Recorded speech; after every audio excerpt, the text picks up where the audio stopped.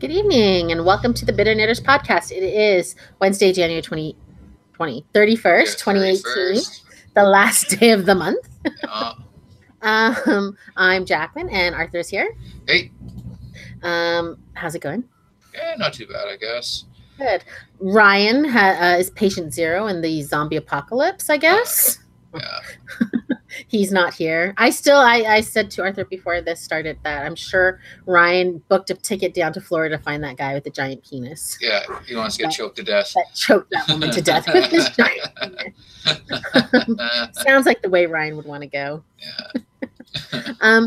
Did you see the super blue blood moon last night? I thought it was today, like tonight. Well, it was the 31st, so the early mornings of the 31st. So no, I didn't. I missed it. I did not stay up to watch it. I did not get up early to see it. I went to the bathroom and I saw it through the window. It wasn't red by then. And it was more for the people on the West Coast anyway, right? Yeah, they were going to see the eclipse. We just saw the big large moon. Yeah. I love the people that actually think the moon was going to be blue. Yeah. Well, or I guess purple, because blue and red make purple. Yeah, people are dumb though. Just so people know, a blue moon is when a full moon occurs twice in 1 month. Yeah. Okay? You're not going to see a blue moon in the sky. No, I don't think there's enough water on the earth to cast a blue shadow across the moon. Maybe if you took some, hallucinogens or something like that. Yeah, I doubt you'd be able to focus on the fucking sky. The stars get pretty fucking weird when you start. I guess you'd know. Yeah. It's fun. Like, I'm not going to say don't do it, but I mean, it fucks with your head. Like, I remember one night, I was young, I was a teenager, and we had taken a whole shit ton of mushrooms, and we just lied down in this fucking park staring at the stars, and like, it was fucking freaky. Like, it was fucking freaky. Cool night though. It was a good time. Cool. Yeah. Let's talk about this story. It has nothing to do with that. No. I don't have a segue. It's very awkward. So this story I just saw tonight, and it actually really kind of enraged me when I read it. Excuse me. An Oklahoma man, let me get his name, Benjamin Lawrence Petty. He admitted to tying a rope around a victim's wrist at a church camp before he raped her, and he threatened her not to tell anyone. He's 36 years old. He raped a 13-year-old girl. He's left. I don't know if it's a judge or just because it was an agreement, but he's not going to jail, even though he admitted to this. He admitted guilt. He's not going to jail because he's legally blind. And I don't think he's like blind as in can't see anything. I think he's one of those guys that can't see well. Yeah. Because he had a job as a cook. Yeah, and you'd need your eyesight to, use knives and shit like that. So and stoves and stuff, right? Yeah.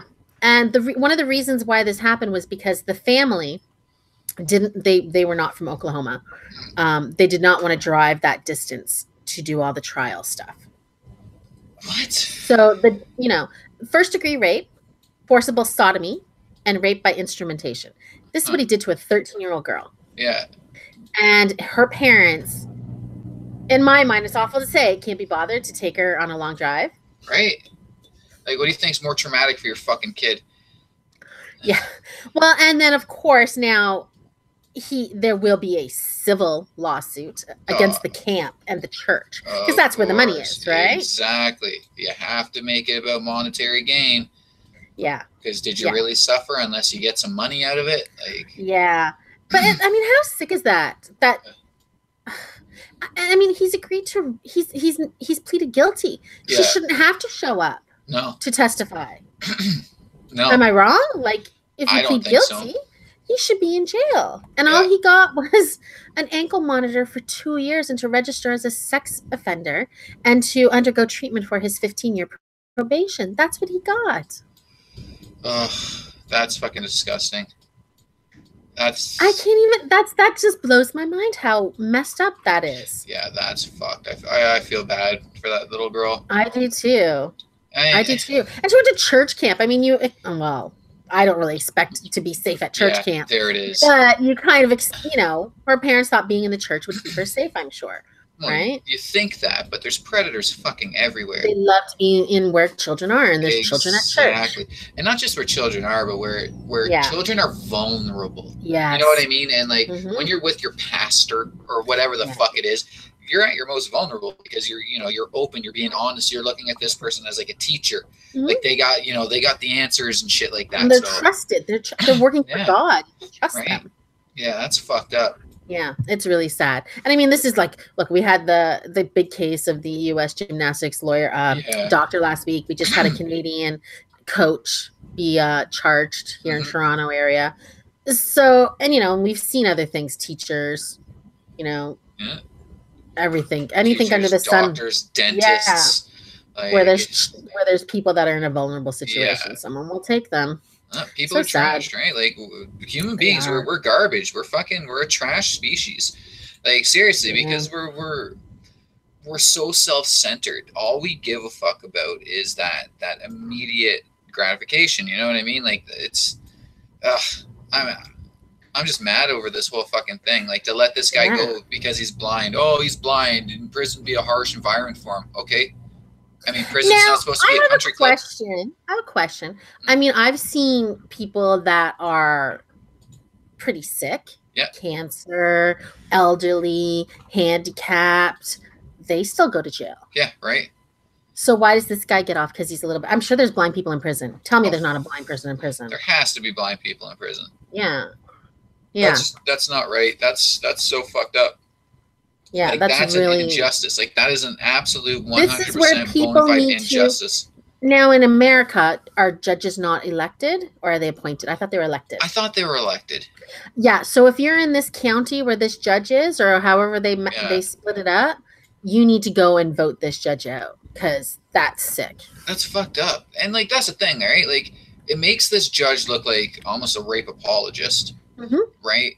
But at the same point, like I thought this while I was reading it, it's like, did he do this? Like, was this ruling, this sentencing kind of carried out in the sense of like him not wanting to upset, let's say, like a disabled person advocacy group or some shit?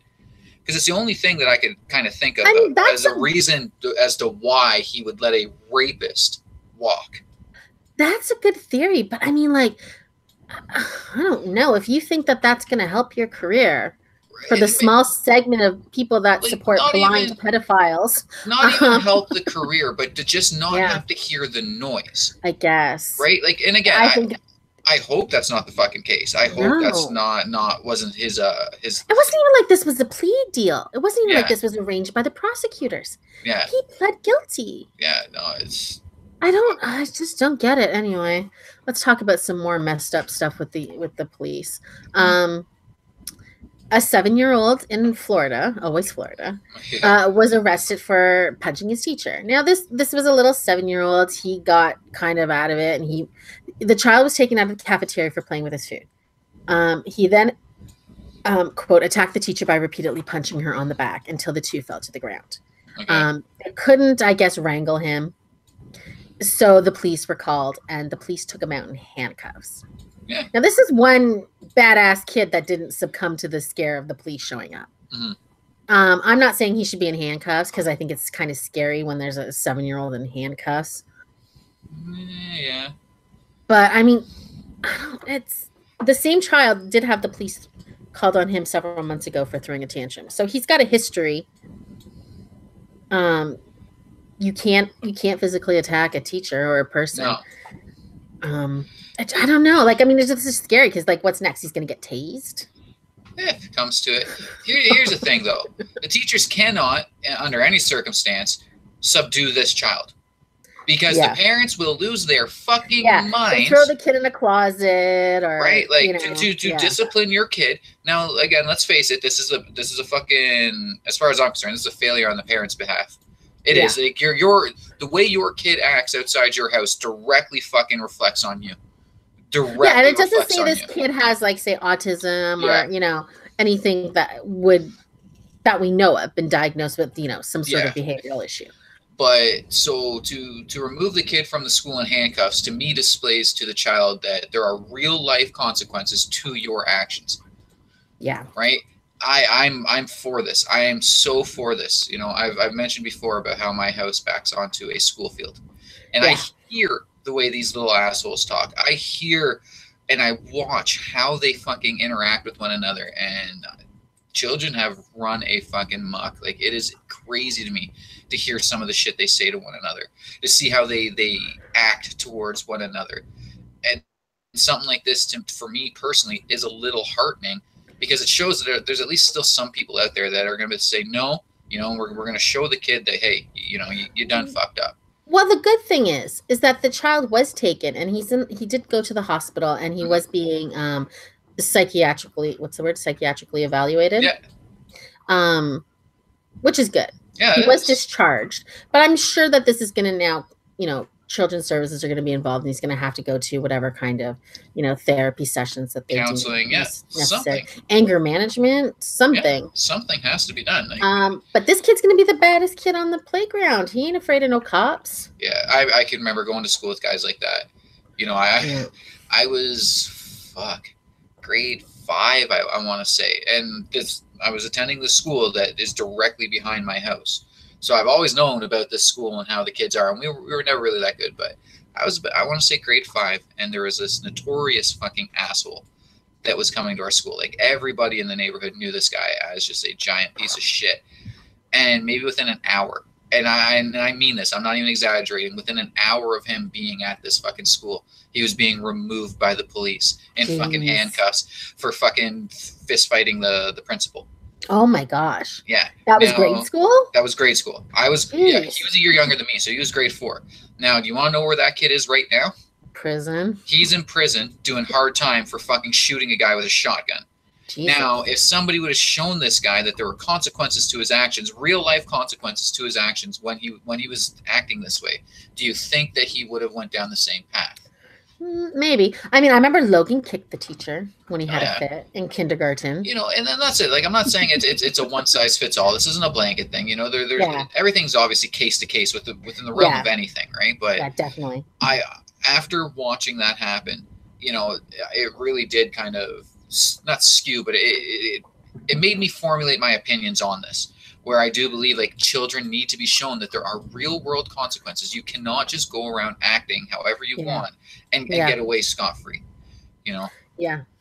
And I told my kids early on, I'm like, look, if I ever get a call from the police, you better tell them to start getting the assault paperwork ready for me, because I'm going to beat your ass in the parking lot. You know, I had the same rules, you know, but Dad was obviously a little more understanding. You know, he knew that there were, I don't want to say worthwhile, but there were different circumstances if I were to be arrested, right? Now, growing up with 2 sisters and him, you know, believing that you know, under any fucking circumstance, I have to defend my sisters. So if somebody went at them and I stepped in and I handled that situation, I got arrested, you know, that wouldn't have been one of those cases where I would have got whooped all the way fucking home. Yeah. Any other reason, you know, caught stealing, fucking selling drugs or anything like that. Oh yeah, deservedly so. He would show me that there are real world fucking consequences for my actions, and rightfully so. Yeah. You know, like, it ties back into that talk we had when we were going off about Wales, like banning all forms of physical discipline for their children. And to me, this is kind of that cause and effect. You know what I mean? Because I highly doubt that if a child's acting that way, he's really facing any real discipline at home.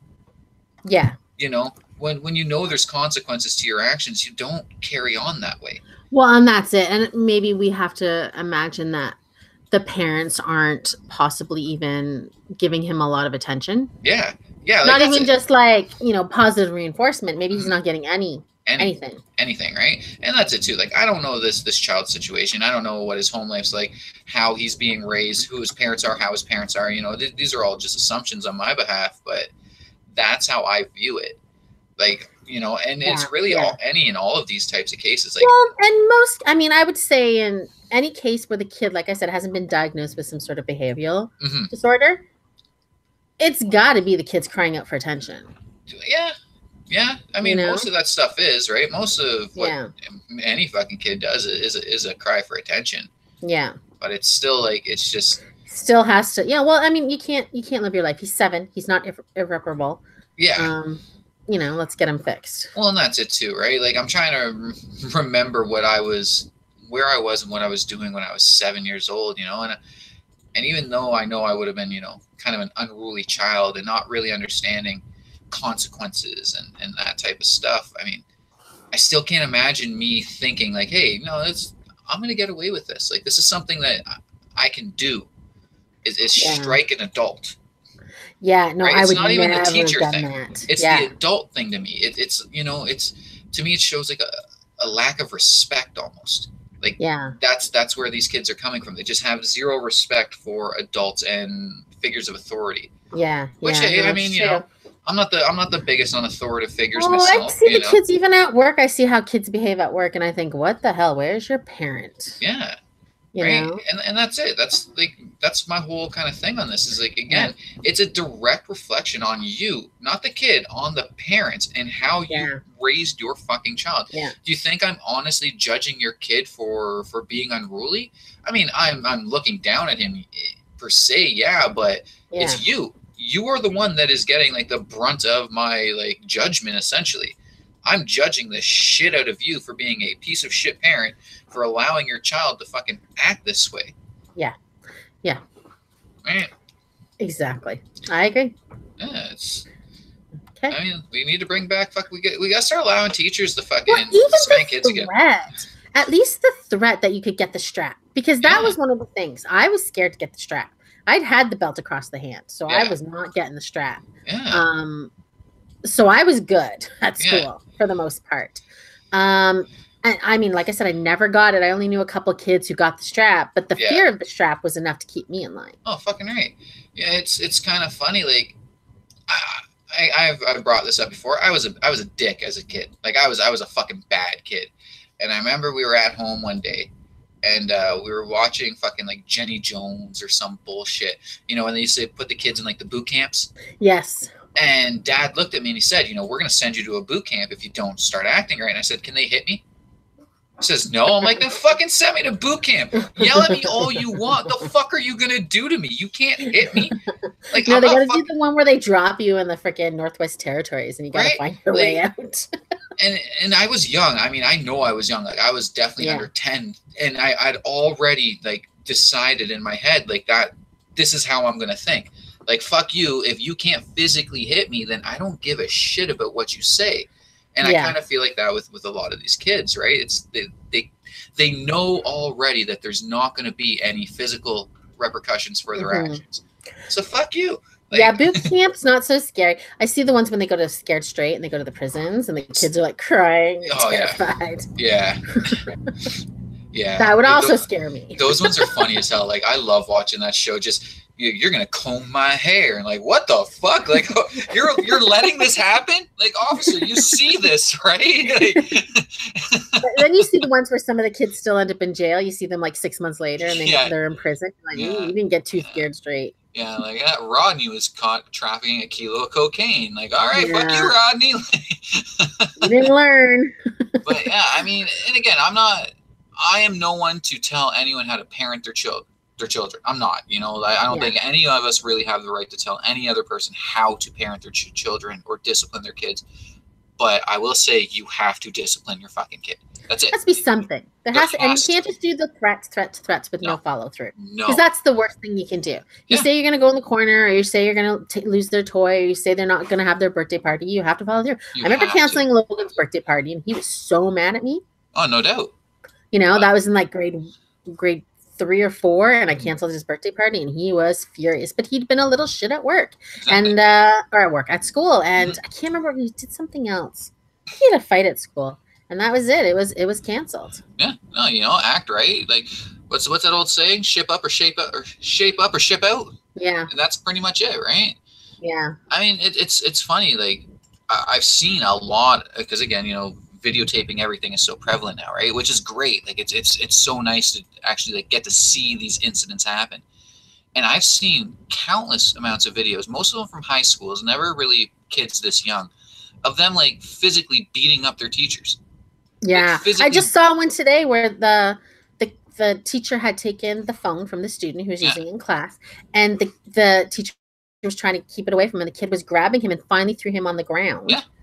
and took the phone. Yeah, and if that teacher did anything to defend themselves, they are fired without cause, without warning, without anything. Yeah. Because, you know, you're an educator. You're not allowed to defend yourself from these kids. No. It doesn't matter that, you know, kids are fucking bigger now than they ever were. They're fucking more muscular now than they ever fucking were. And to some degree, they're a lot more aggressive, right? They see it on TV, they see it in video games, they see it with their friends, they see it in the cool, you know, online videos where people are fighting each other. Exactly.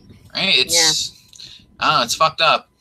And, you know, I've said this before. I hate being one of those, like, what's the term again? Deafeners. Or, you know, where I'm always like, oh, you know, back in our day, we had so much better and shit like that. But, like, it's kind of true. Like, I mean, there were problem kids when I went to school. Yeah, there was always a problem child, But it was never to this level.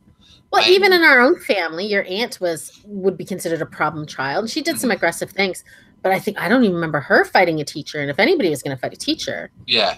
It would have been your aunt. Yeah. So. And I mean, I can't say that I'm even, you know, clean of this shit. I've said some things to teachers that, you know, to this day, my father loves fucking bringing up.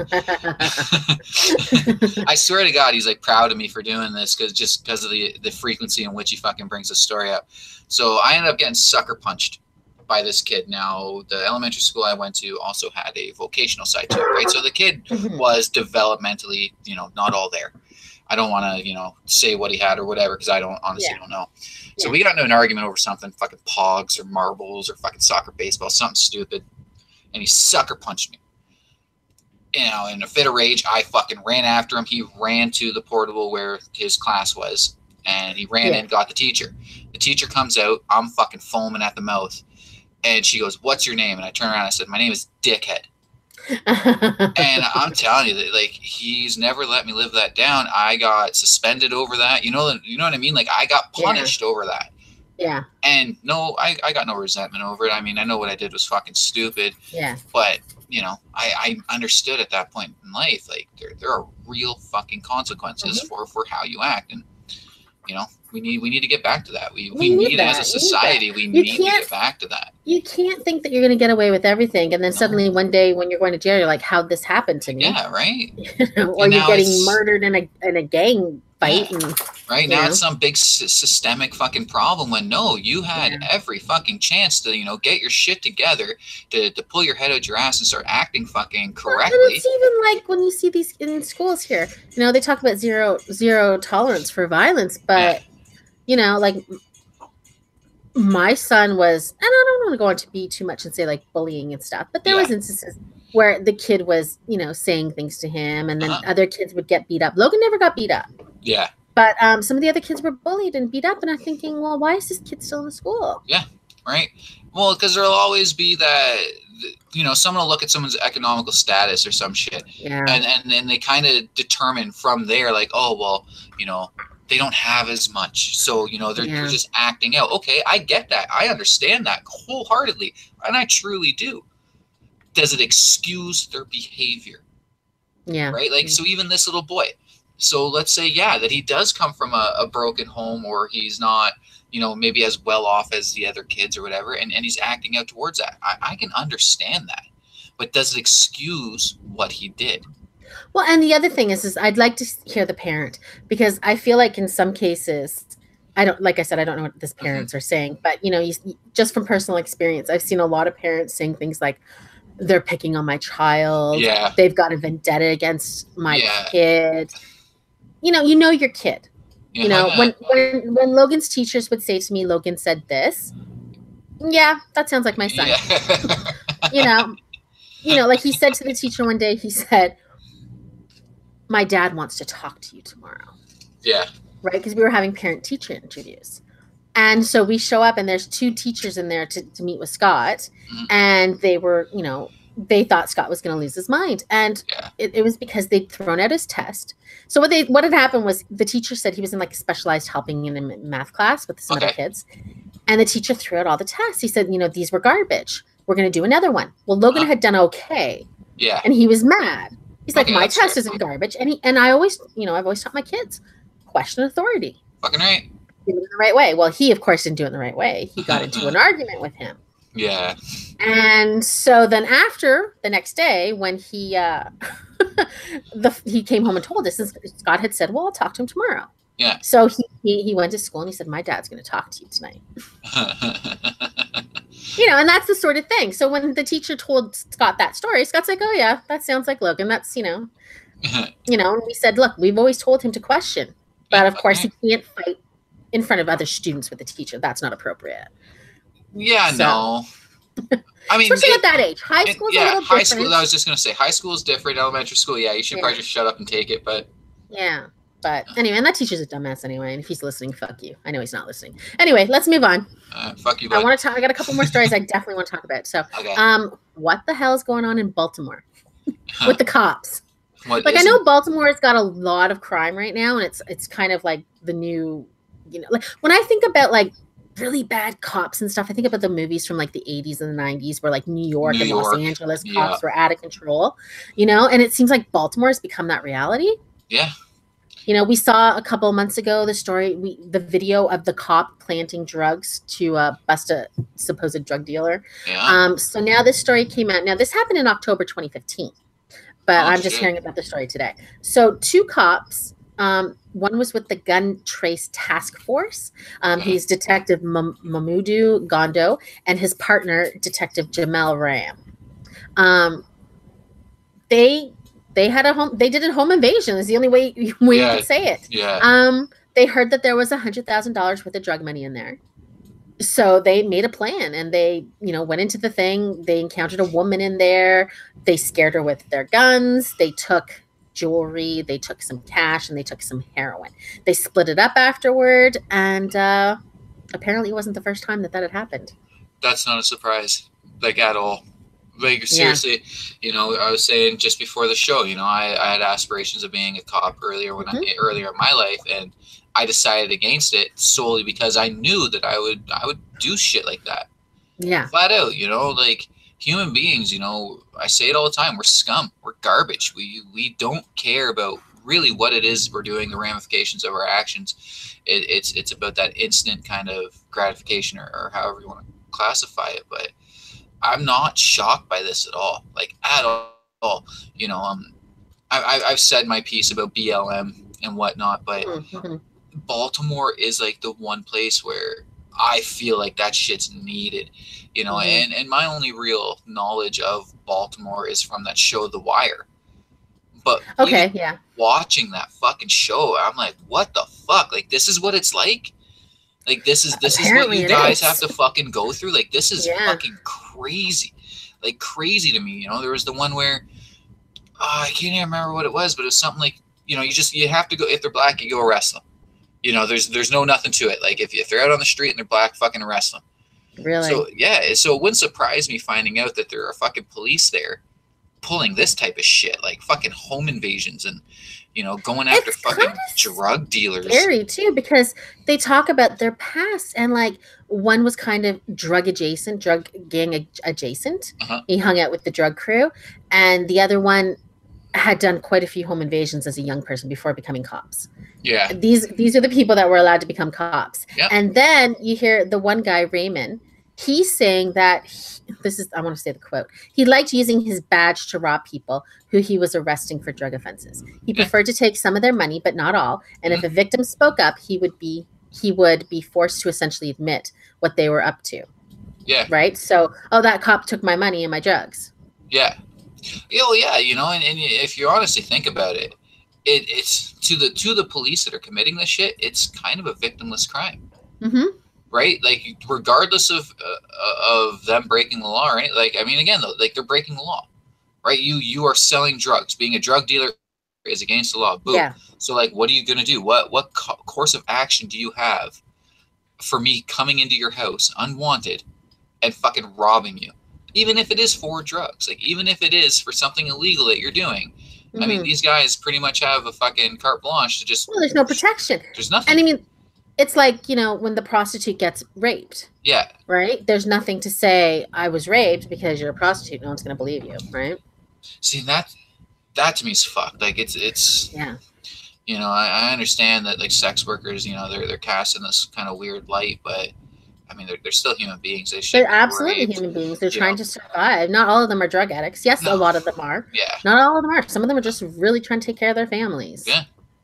I mean, like with the drug dealer thing, I mean, except for the cop aspect of it, I've always kind of been of the mindset, like, if you're a drug dealer and you get robbed, well, I mean, it's the name of the fucking game, you know? Yeah, that's a Like, chance I you're feel taking. no sympathy. You throw the police aspect in it, I don't know how to feel. Like, I'm kind of on that same kind of line of, like, it comes with the territory, but I mean, the police shouldn't be the one doing it. Well, that's the thing. It's like, this is not like, the cops took your 6-pack of beer. Yeah. And I'm not saying like these guys should get to keep the money as the drug dealers. You're committing a crime. Yeah, it's a crime. Your drugs, your money should be confiscated. But it's icky to think that, and we know that we've said it many times, not all cops are good cops, not all cops are bad cops. No. But it's awful to see that that's the attitude that they have, because yes, these are criminals, and yes, they can't really say anything to protect themselves, but that's just it. I don't want to call these drug dealers vulnerable, but you're preying on people that essentially have no voice to speak up. Yeah. And another kind of weird aspect to it is now you have to think that, so you stole this guy's heroin. Yeah. Now, do you think he owned that heroin, or do you think that heroin was on spot from a fucking bigger... Oh, it came from someone higher up. Cartel, right? Mm-hmm. So now someone has to pay for those fucking drugs. So now you've just created another goddamn body count in a fucking city that has way too many bodies piling up as is. Yeah. It's so more far-reaching than I think a lot of us really give credit to when you start talking about drug crime and shit like that. It's not just drug dealers versus users. And this is just Baltimore. What's going on across the country? Wichita. Oh, down those border states. Oh, the border states. Those border fucking cities. To me, that if there's going to be a place where there's a hotbed of police corruption, it has to be those border states. Because, I mean, again, you're talking a fucking, $3 billion worth of drugs every day going across the border, and then, a few $1 billion in cash every day going back across the border. Yeah. I know me, if I fucking stumbled upon, $50 million in fucking cash that nobody really knew about, I mean, I would be tempted to take it. Yeah. Well, and you could see why those people would be even corruptible in the sense of being paid off, because if you don't do it, these guys are going to slit your throat. Yeah, they'll kill your whole fucking family. Like, they will kill your whole fucking family. So you could see why these border cops, or and not even just, but the cops in, say, San Diego, or close to the border, why they might be willing to turn the other eye. Oh, absolutely, look the other way. Absolutely. It's the one thing I think in Breaking Bad they didn't do well enough was police corruption. I that kind of money. You can't tell me that everything would be all fucking hunky dory the way it was. Like, fucking Hank or whatever the fuck that officer's name was stole so much money. I would have. I got shot. Fuck you. I'm taking this. Like, this is mine. This is my compensation. Go fuck yourself. But yeah. So okay, so we. Oh, go ahead. Honestly, I'd be interested to hear more about this shit. Not necessarily the police corruption, but Baltimore, like, itself, within the realm of this, because I have a feeling it's way more far-reaching than even this. I wouldn't be surprised to find out that commanding officers knew about this shit. I really wouldn't. Like, it would not surprise me one bit. Well, maybe they're taking a cut, right? There it is. You're talking about people that for all intents and purposes, put their fucking lives on the line every fucking day. And they're not really paid that well. No, they're not. Their benefits aren't the greatest benefits. Right. Their pensions, for some reason, in every movie and TV show, are always up in the air. Like, they never know if they're getting their pensions or not. So my line of thinking now is, police officers, they don't have secure pensions. They got to get their own pension somehow. Yeah. So let me fucking lift a couple of kilos of coke from this fucking asshole. You can't do anything about it. It's my retirement fund. Boom, right? Yeah. It's true. It's true.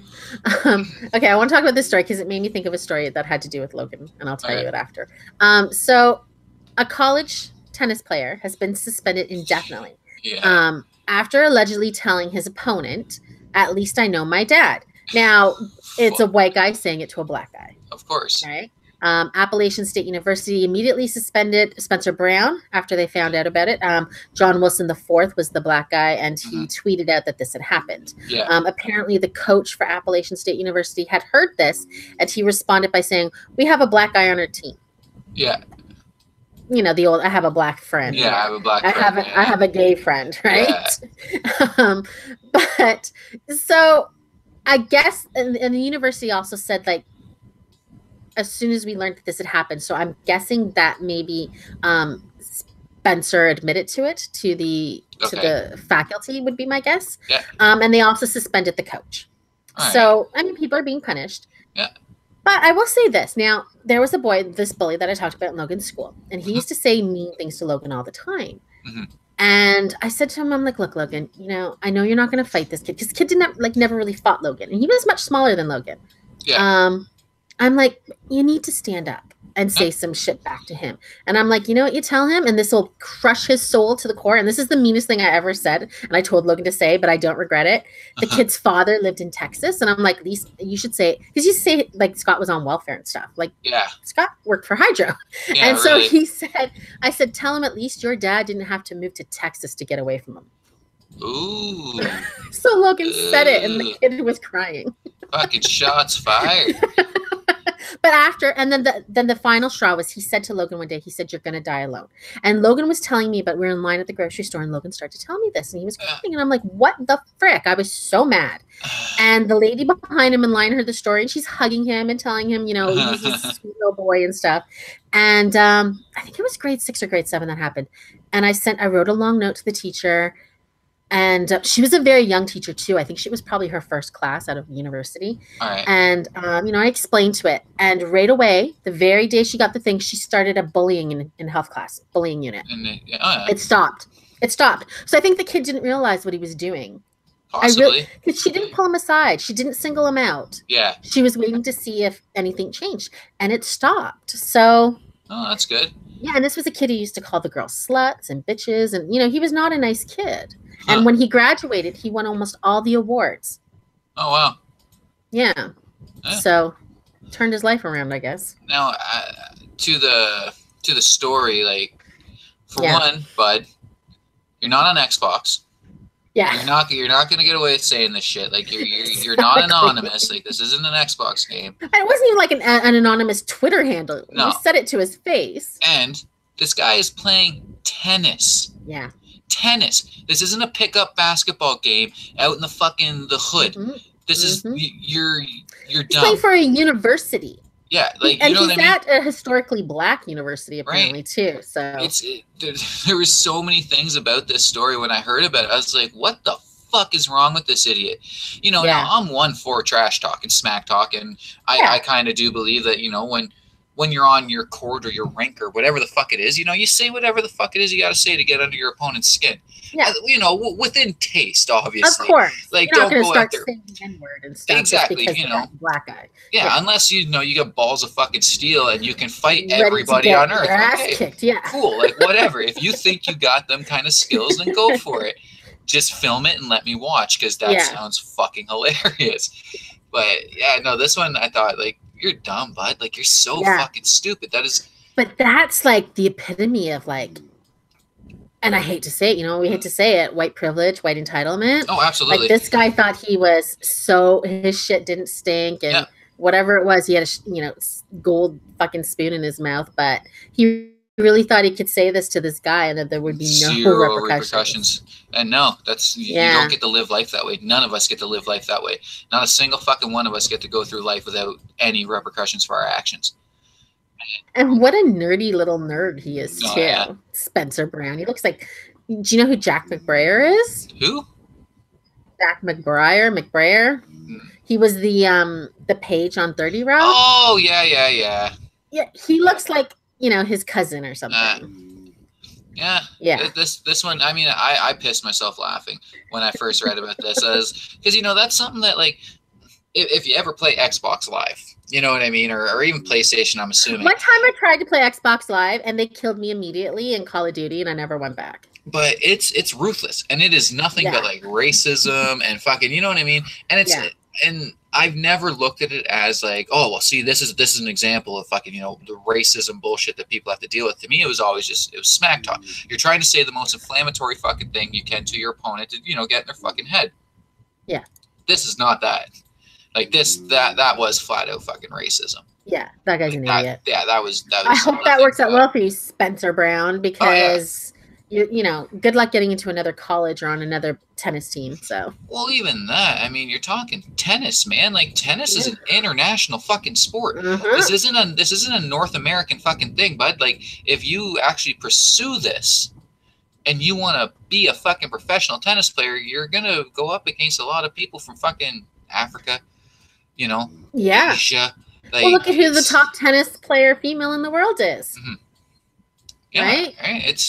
It was just dumb. That kid's a fucking idiot. Yeah, he's an idiot. Let's keep on ridiculing him for his fucking stupidity because it's funny. Okay, so here now, do you like to play Monopoly? I honestly don't think I can't even remember the fucking last time I played Monopoly. I love Monopoly to a degree. I like it for like a half hour, then it's awful. And I hate playing with Scott because out of all the years I've been with Scott and I played Monopoly with him, I only ever won one time. And I know I won really because he was mad. He couldn't hide the fact that I beat him. So, but I never cheat. I'm not a cheater at games. Yeah. Board games, anything. I don't cheat because I don't feel the victory in the win. I feel the victory in defeating people. So I'm not a cheater. I won't cheat. So there's a Monopoly edition coming out and it's Monopoly's Cheater edition. And it's trying to make you cheat. The whole idea is to cheat and you have to do things. So it'll give you a task like, you know, you have to pull out a card. And if the card says fake a roll or pocket an extra $100, or if you move your opponent's man around the board without getting caught, like different things. I think it's kind of an interesting version. That's a cool take on it. Yeah, because I mean, people have been cheating for years at Monopoly. Yeah, absolutely. So, I mean, it's only $29.99 Canadian, so maybe it'll be a Christmas present for Scott. See, I'm one of those like by any means necessary kind of game players. Oh, like, okay. If I can get in your head and I can fuck with you, I'm doing it. I'm doing it. You know, just over New Year's, small gathering of people, and they were playing that drinking game Kings or whatever the fuck it's called, where, you know, cards are spread around a table and you got to pick a card and every card correlates to some rule. So one of the rules that I had to make, or that I got to make, was I said no words starting with the letter R. So the entire game, I keep going to people, what's the surface that hockey players play on? Oh, it's a rink. Boom, drink. Right? And that's cheating. Like, I'm fucking cheating. Like, I'm coercing you into fucking saying shit that you're not supposed to. Or like I like saying, you know, you're not allowed to call people by their names. And then I'll just start pointing at somebody until somebody says their fucking name. It's like, oh, well, you fucked up. You know, bottle fucking back now, you know? Like, I don't play drinking games, but that sounds fun. I'm one of those people, like, by any means necessary. Like, if it's between me and you, like, fuck my morals. Like, I don't care anymore. I want to win. Well, you know. Now, did you ever get caught cheating, like really cheating in a game? Not that I can remember. I mean, probably within the, you know, my lifetime. Were you one that would steal extra money from Monopoly, or? No, not Monopoly. To be quite honest with you, I never really even. I don't even think. Once you buy up the properties and you gotta start building houses, that's when it gets so boring for me. And that's it. Like I was just gonna say, I don't think I've ever played a full game of Monopoly. Oh, I play, and I just get so bored of it. I'm like, well, that's it, right? It seemed like Risk. I just get so fucking bored. Risk. And like, it's a cool game, but I mean, like, fuck off, man. I don't need to play a game for 22 fucking hours. I barely understand it. Yeah. Like, yeah, it's not my sort of thing. You know, that's why I never got into like Dungeons and Dragons. All my fucking childhood friends love playing D&D, and I'd sit there and I'd fucking, you know, I'd watch them like, okay, well, I'm going home. And then I'd show up at their house the next day and they're still playing the same game. I'm like, the fuck is wrong with this shit? Like, why even bother? But hey, I mean, they seem to have fun doing it, so whatever. Yeah. I guess. I mean, at least you're not on the streets, right? Yeah. But it'd be cool if they start implementing these in like other games, like Scattergories or some shit, like a cheater's version of Scattergories. Yeah. How would you cheat at Scattergories, though?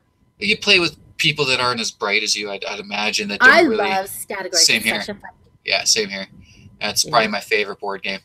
Oh, really? We'll have to play one day. All right.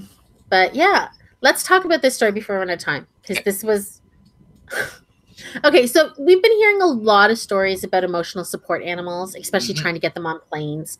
Um, we're not talking about animals that lead the blind or detect seizures, like actual medical working dogs. Yeah. These are emotional support peoples. Now, there's people that do have a lot of issues and they do need to have their emotional support dogs, I guess. I think that there's a lot of people that are taking advantage of Oh, this fuck because yeah. they just want to take Fluffy with them. Yep. Well, today, or was it today or yesterday? Sunday. A lady tried to get on a United Airlines plane with her emotional support peacock. Like a peacock is a fucking huge bird, and when it makes that noise, Oh, it's so annoying. can you imagine being in a plane with that making that scream when they scream? Oh man, they'd be serving up fucking poultry on that flight. I'd kill that goddamn thing. I'd kill it. I don't give a fuck. Fuck you and your emotional support. Grow up. The video I saw is a lady videotaping this woman trying to catch her peacock. Yeah. So she's not even like at the registration desk or whatever you call it. She's trying to catch the freaking bird as it's running around. Yeah. And you want to bring that on a plane? It's, for one, it's not a parrot. It cannot be trained. It cannot be fucking trained. I mean, it jumped up on her shoulder and rode her shoulder, so I guess it's got minimal trainability. To me, that's not training, though. If I'm constantly giving it fucking treats out of my hand and it knows that it gets treats, fucking, you know what I mean? Like, that's that's not a trained animal. That's just an animal fucking doing what it should do. And that's knows it can get food there. Exactly the easiest fucking route for survival. But that's so fucking stupid. I'm against these support animals. I really am. I think they're a fucking joke. I think 90% of them are crock, in all honesty. They're a fucking joke. I mean, this is going to sound a little harsh, but whatever. But have you ever noticed that all the people that use these fucking support animals are all these, really cringy SJW type fucking feminists? Well, a lot of them. That's why I was saying 90, because I've seen like some autistic kids. You know what I mean? That's different though. That's not. That's a medical problem. That's exactly like that's a real true to life problem. That's not some guy fucking winked at me 22 years ago and now I need to carry around my fucking Yorkie with me everywhere or else I don't feel safe. Fuck you. You are a fucking sham. You are an absolute fucking sham, and you are giving people with actual fucking problems a bad name. Yeah. Why haven't I seen a guy or woman for that matter who came home from fucking Iraq, Afghanistan, who watched their friends get their fucking legs blown off them, need fucking support animals? Yeah, exactly. Why is it always these fucking college fucking Berkeley fucking assholes that fucking need these animals? Seriously. It does seem to be that type. I don't want to say all of them, but I've yet to fucking not see, like, it's aggravating. It's another one of those cases to me where you're crying wolf, you're delegitimizing people who actually fucking have real fucking problems because you want to keep your little fucking puppy with you. Fuck your fucking puppy. This is the thing that also got me. The peacock's name is Dexter. Its owner is a photographer and a performance artist. Yeah. And she has this Dexter, the peacock, has its own Instagram page. Yeah. And I think she's trying to get some Insta likes for Dexter. Oh, absolutely. She was turned away. She didn't get a bird on the plane because the airline said health and safety concerns. I guess when the bird is running around the freaking plane screaming its head off. They shit everywhere willy-nilly. You think a bird gives a fuck about a toilet? No. Ugh. The spokeswoman for United says the peacock didn't meet the guidelines for several reasons, including size and weight, and that they had warned her 3 times before she arrived at the airport that Dexter would not be allowed on the plane.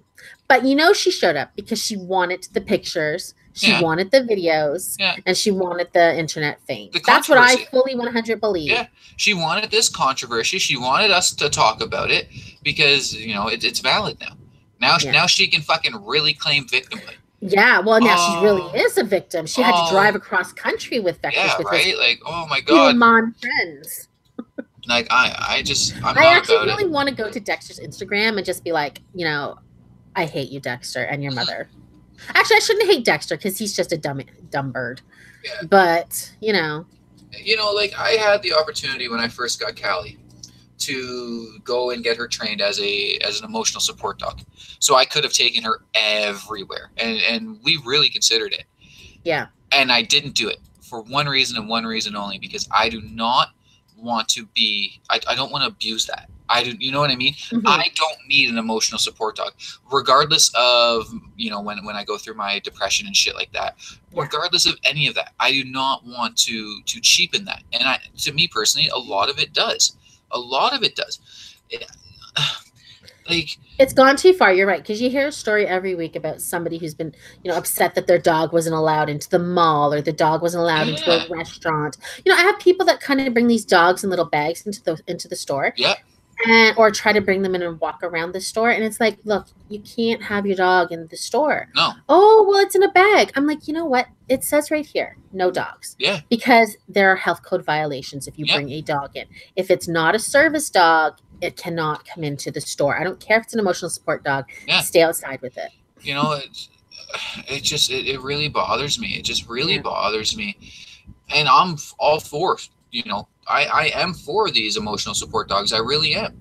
You know, if you have real, and I mean real, not self-diagnosed from fucking internet comments, PSTD, you know, you need something there. And from a real psychologist or psychiatrist. Exactly. Not you fucking self-diagnosing yourself on fucking Tumblr. Or your guidance counselor. You know, like, no, I don't support you. I think you're a fucking idiot. I think you're a sham. You should probably just go and fuck off into obscurity.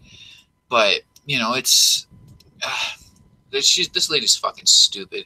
She's fucking stupid, and I hope we ridicule her. Like, you know what I mean? Absolutely. And like, since when the fuck is a peacock a pet?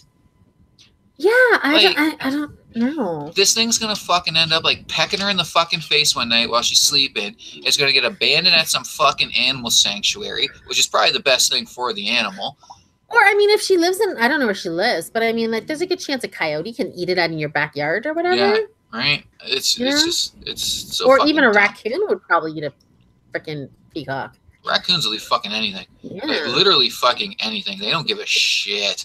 No, and they're big in the cities, man. Yeah, like, I've caught one like eating fucking pink insulation out of my fucking shed. Oh, Jesus. Like, just handfuls of this shit. Like, he did not give a fuck. It's not alive anymore. Oh, guaranteed that thing's alive. They're fucking, they're a wonder of fucking nature, that's for sure. Ours always get caught in the garbage bin when the garbage is empty, and they get in there like one bag, and we have the really big bin. Yeah. And Scott will have to go out and save it because I don't deal with no raccoons. I don't know. It's just like, what the fuck? Like, what next? Can I get a Canada Goose? Like, well, that's what people were certified? saying. I need my emotional support elephant. You know. Mm-hmm. And that's one that I could understand a fuck ton more, because elephants have shown to be fucking empathetic. They're social and they have real fucking, you know, I was just reading today, that elephants can recognize themselves in mirrors. Yeah. They have amazing facial recognition. Yeah. You know, these animals are fucking brilliant as shit. You'll remember somebody from, like, 30 years ago. Yeah, right? Yeah. A dumb fucking peacock? Like a dumb fuck stuck peacock? up in a tree half the time. You know what I mean? Like, these birds are stupid as shit. Like, they're stupid as shit. But yet, I think, like, no, you're stupid. You're going for your fucking. Trust me, if I lived in her neighborhood and I had to hear that peacock shrieking, because literally when they scream, it sounds like someone's being murdered. Oh, I know. I would call and complain, and I'm not the kind of person that calls the city. Yeah. But if I heard a shriek like that in the middle of the night while I was falling asleep and give me a heart attack, I would be calling on her. You know, I'd support more if it was like a fucking pig or some shit. Yeah. Like, and really, the fact that it's a fucking peacock, no. And then, I didn't know about the whole Instagram thing. Like, the fucking bird has its own Instagram and shit. So right there, that tells you what this woman was actually up to. She's trying to fame whore that. Exactly. This bird has nothing to do with her fucking self-diagnosed PTSD. And I don't know if that's what her issue is, but fuck it, I'll say it. That's what her issue is. Because I guarantee you that's what it is. Like, somebody said something mean to her on the internet. She's like, oh my God, I'm so fucking scared to go outside now. Anxiety of the outside world, so somebody actually fucking said that. And I can't remember her name. And what was it? Anita Sarkeesian. So there's this big fucking blow up, and they called it Gamergate within, like, the game world. Like, I don't even pay attention to that shit. But this bitch literally said, because of fucking ignorant comments she got on the internet of people calling her stupid and shit, that she now has full-blown PTSD. And Then that she better stay off the freaking internet, because that's all the internet is about. and that she, like, her PTSD is just as fucking valid as somebody who watched their fucking friends get blown to fucking pieces. No. Like, she was literally arguing with veterans, saying, "No, it's just her as valid." PTSD isn't even as equal as somebody who witnessed somebody getting run down on the road. Right? You know what I Get mean? over Like, it, it's so, oh fuck, that one really bothered me. So like now, you know, I just express my attitude towards it, and this is why I have this attitude towards it, is because I've seen it. I've seen somebody lie, bold-faced fucking lie, to get, you know, these special fucking brownie points, and to be able to carry their little fucking Yorkie around with them. Like, I'm sorry, your Yorkie ain't a fucking emotional support dog. The Yorkie isn't even big enough to fucking put enough pressure on you to make you feel comfortable. Like, you have the smallest understanding of what the fuck these animals actually do and how they perform and what makes them, you know, support fucking animals. I would say something that's probably going to come off not very Jacqueline-like. Oh, awesome. I'm sick of everybody with anxiety. I'm not saying that people don't have anxiety. I know people have it. I know it's a real thing. But it seemed like in the last year, like everyone, 3/4 of my Facebook friends are posting about anxiety and how they don't want to go to parties or go out, or they need weighted blankets. Like, what the hell? When did everybody get so anxious in the world? I said, I know people that I talk to every day that have real anxiety issues. I'm not trying to belittle it. But is it the new cool thing to be? Well, it's, because are you just shy? Are you really anxious? At the basic level of it, self-diagnosing, and again, I will say this, almost all these cases are self-diagnosed. It now gives you a foothold into that victimhood arena. Right now, you kind of you're dipping your feet in that shit. You know what I mean? Like, look, and I know that new things or going to a party with strangers can make you nervous. Oh, absolutely. That's not unusual, but is it truly anxiety? Nah. You know, and I don't want, and I hate to sound like I'm being mean, but I really feel like a lot of these people are just trying to be in the in crowd. Absolutely. That's kind of what I'm trying to say, right? And again, like, I have my own ways of going about and saying shit, but like, it's the truth. Everyone has anxiety. Well, what makes you anxious? Oh, well, you know, parties. You know, just like you were saying there. Well, that doesn't, like, I don't know. I don't really know if that qualifies. You know, because you feel uneasy around meeting new people. I mean, that's just part of the human condition. I have to take a plane. Well, a lot of people are afraid to take a plane. I get that. I'd be afraid to get on a plane too. But there it is, though. When did fear become anxiety? Yeah, and I don't know if it's because I don't get anxious very often, to be completely, when I'm not afraid of social. I can go to a party where I don't know anybody and have no issue. I'm not afraid to talk, even though I don't like a lot of people. I'm pretty extroverted. Yeah. Well, but I don't. Maybe it's because I don't understand that. I don't know. And that's it too. It seems like the second you decide that you're an introvert, and again, like, I mean, being an introvert or extrovert isn't something you can be diagnosed with. You know, that is kind of just like a self-awareness kind of thing. Yeah. But it's like the second you kind of realize that you're an introverted type person, that automatically means you have high anxiety. No, it doesn't. Like, as far as I'm concerned, and I mean, I do suffer from high anxiety. There are times when, like, I literally can't leave my fucking bed. Yeah. But that's why I don't want to dismiss it, because I know that there's people that are truly suffering with anxiety. Yeah. And I mean, I know somebody, and I don't want to reveal their name, but I know that they're the kind of person, when they get invited to a party, they'll almost talk themselves out of going. Yeah. Because they feel anxious. And I'm not saying that person's faking it. I do believe they have anxiety. But then I see other people that have come to family parties, come to picnics, you know, working in a world where you have to interact with many people. You chose that profession. And then I see them saying that they're one of those, you know, introverted, anxiety-ridden people. And I'm like, what? Yeah. And I mean, again, like, without not you, I can't even really say this. Like, you shouldn't have to show me a doctor's note. No. You know what I mean? You shouldn't have to fucking, you know, but a lot of this shit, like, it is self-diagnosed. These people never went and seen a medical professional. I think you are not qualified mistaking nervousness or even a little bit of fear with anxiety. Oh, yeah. No, it's fucking hilarious, but you're absolutely correct. I mean, just go on goddamn Tumblr. I don't go to Tumblr, you know that. I mean, I used to. Tumblr exposure I get to is when I go to BuzzFeed and they're like, look at this Tumblr, article. Like, I used to back when I thought it was like only for porn. And then I fucking learned that that's not the case. Like my daughter, Marley, she always says she's awkward. She doesn't say anxious or anxiety. She's like, I'm awkward and I'm shy. So she doesn't like to talk. And especially before she started to work at the grocery store, she wouldn't want to go into the store and talk to the clerk by herself, those sort of things. And I think it really is just kind of forcing yourself to do some things because now she works at the grocery store where she's forced to talk to people, many different people every day. She's not as shy as she was. She's still awkward around boys, like all of us were, Yeah. But I don't know. It's weird. I don't know. Maybe all these people with anxiety, myself included, we need to get ourselves some peacocks. Yes. And see if my stress peacock really fucking helps. Well, you know what though? I would love to see you with a peacock.